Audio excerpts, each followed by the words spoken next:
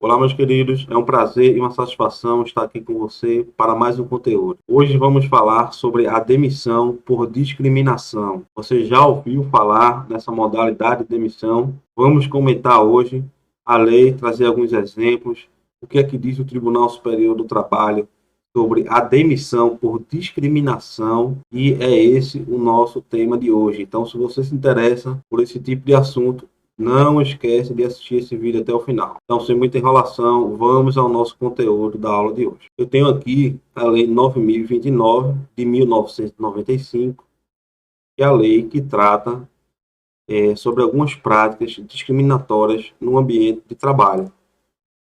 Tanto a discriminação na ocasião da admissão ou durante a relação de emprego do funcionário.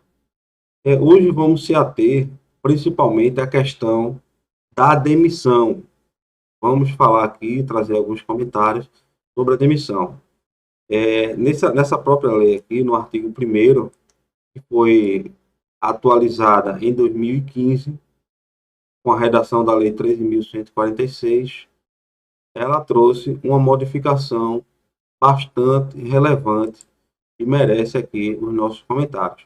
Primeiro, vamos fazer uma leitura do artigo 1º, que é um artigo-chave dessa lei, e vamos ver o que é que diz esse texto legal. É proibida a adoção de qualquer prática discriminatória e limitativa para efeito de acesso à relação de trabalho ou de sua manutenção por motivo de sexo, origem, raça, cor, estado civil, situação familiar, deficiência, reabilitação profissional, idade, entre outros, ressalvadas, nesse caso, as hipóteses de proteção à criança e ao adolescente previstas no inciso 23 do artigo 7º da Constituição Federal.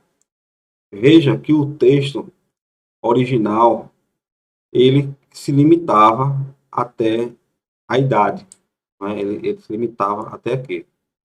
Com a nova redação trazida ali pela Lei 13.143, foi acrescentado esse termo aqui, entre outros. O que isso significa? Significa que essas situações aqui que são trazidas pelo artigo 1º, sexo, origem, raça, cor, estado civil, entre outros, significa que isso aqui são apenas exemplos de discriminação, mas não se limita a esses motivos. Então, a lei ela se estende para qualquer tipo de discriminação. Então, vamos falar aqui sobre a discriminação no momento da rescisão contratual. Vamos trazer aqui alguns exemplos que vai facilitar o seu entendimento, ok? Primeira coisa que temos que saber é que o artigo 2º ele traz uma pena de detenção de 1 a 2 anos e multa. Para quem? Para o empregador pessoa física ou o representante legal do empregador, em caso de pessoa jurídica. Então, veja que não garante apenas a indenização, mas também existe consequência civil desse ato. Vamos avançando, porque aqui do artigo 2º, vamos comentar em uma aula específica sobre isso. Hoje, vamos falar e concentrar aqui na questão da demissão. Então, quais seriam as penalidades para aquele empregador que demitiu o funcionário e foi configurado um ato de discriminação? Além da multa civil, né, e a pena de detenção, ele também vai gerar uma indenização para esse trabalhador. Qual a indenização? É uma multa administrativa de 10 vezes o maior salário pago pelo empregador. Então, vai ser verificado o maior salário que esse funcionário recebeu durante todo o seu vínculo de emprego e vai ser multiplicado por 10. Esse será o valor da indenização. Veja que é uma multa bem elevada, né? Apesar de ser justa, mas é uma multa bem elevada, então os empresários devem ficar atentos para que não seja, às vezes até não é nem intencional, né? Mas a forma que é feita a demissão acaba levando a entender que foi um ato de discriminação. Esse valor ele pode ser elevado em 50% em caso de reincidência. Também a empresa ficará proibida de obter empréstimo ou financiamento junto a instituições financeiras oficiais. Ok? Então, ele receberá uma indenização de 10 vezes o seu salário, seu maior salário.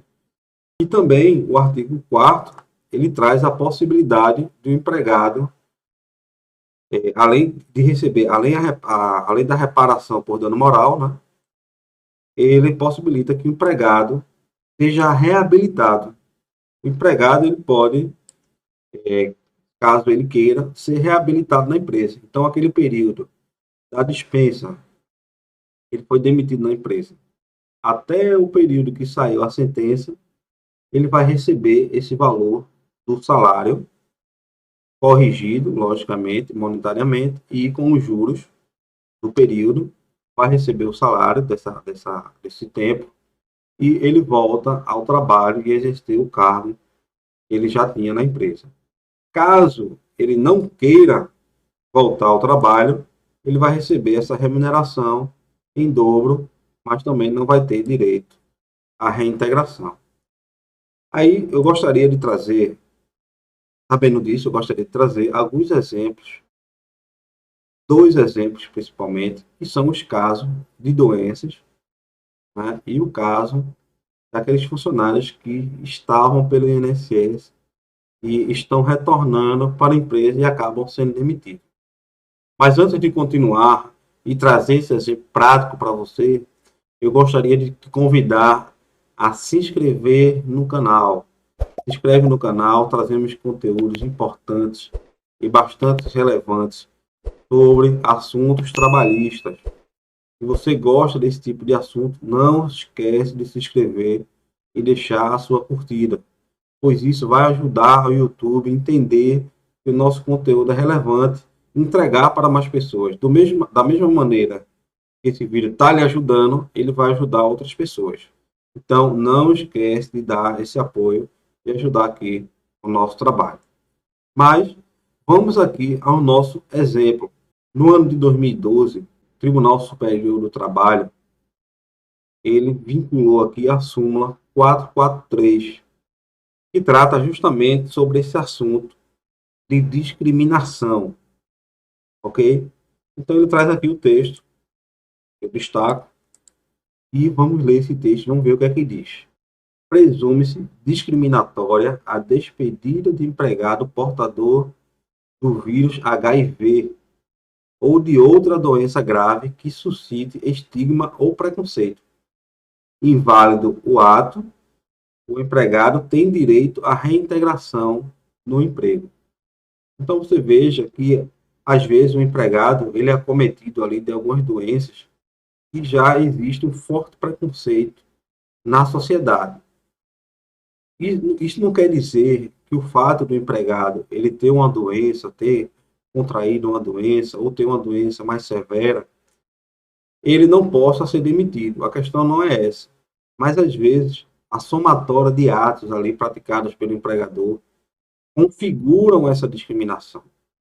Então, vamos dar um exemplo. Um trabalhador está no seu ambiente de trabalho, com a sua produtividade ok, né, com um bom relacionamento com seus funcionários, sem nenhum motivo, chegando no seu horário, e de repente esse empregado ali contraiu o vírus do HIV, ou uma tuberculose, uma hanseníase, uma doença que aí acometeu os funcionários, e naquele momento que a empresa soube daquela doença, né, de repente aquele empregado foi desligado sem nenhum motivo que justificasse. Logicamente, a empresa ela não é obrigada a justificar o motivo da dispensa, mas os atos somados mostram uma clara